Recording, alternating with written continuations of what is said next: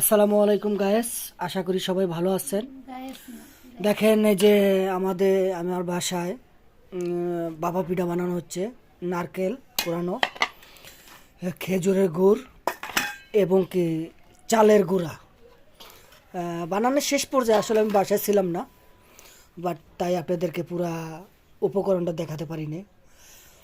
আর আলহামদুলিল্লাহ আমি হ্যাপি এই যে পিঠা বানাইছে। এখানে পিঠার কালার যে কি পরিমাণে, ঠিক আছে, আমার বাসায় খুবই ভালো লাগতেছে আলহামদুলিল্লাহ। আপনাদের এখানে আপনার নারকেল, খেজুরের গুড় এবং কি কিশমিশ এগুলো সব ইউজ করা হয়েছে। পিঠাটা এই যে বানাচ্ছে, এই যে দেখেন পাতিলে সিদ্ধ করে, তারপরে এই যে আপনাকে এই যে করে নিয়ে আসলো এই ফুটানো পানির ভিতরে দিয়ে। আলহামদুলিল্লাহ সবাই দোয়া করবেন ইনশাল্লাহ যে সুন্দর হয় আর আপনাদেরকে ভালো ভালো ভিডিও দিতে পারি। দেখছেন কীভাবে দিয়ে দিচ্ছে, রেখে দিবে এখন হলো পিঠাটা রেখে দিবে। দেওয়ার পরে আলহামদুলিল্লাহ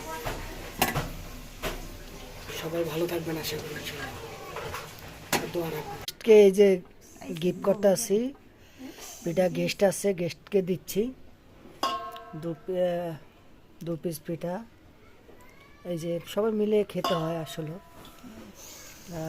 সবাইকে নিয়ে খেতে চাই। আর পিঠার কালারগুলো দেখেন এবং কি খুবই ভালো লাগতেছে। আসলে খাওয়ার থেকে দেখতে ভালো লাগে, মানে মন ভরে যায়, ঠিক আছে, এটাই সবচেয়ে ভালো লাগে। এই আর কি এককালে ঘরের ভিতরে দেখছেন কত জায়গা নিয়ে, মানে অনেক প্যারার ব্যাপার এগুলা বানানো। মুহূর্তে মানে একটা শর্ট হয়ে গেছে, পরে আবার এই যে গুঁড়াকে আবার মিক্স করে এরপরে দিচ্ছে। আমি আপনাকে দেখাই কিভাবে পানির মিশ্রণটা দেওয়া হচ্ছে।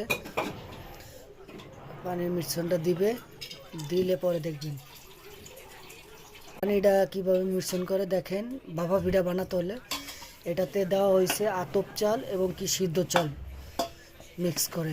আসলে আপনাদেরকে আমি এত গুছায় ভিডিওটা দিতে পারি নাই, তবে ভুল এটা ক্ষমার দৃষ্টিতে দেখবেন।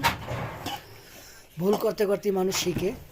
অথবা এই যে দেখেন কিভাবে নিচ্ছে, নিয়ে এই যে পিঠাটা আলহামদুলিল্লাহ হয়েছে। ওকে ওকে, ঠিক আছে গাইজ।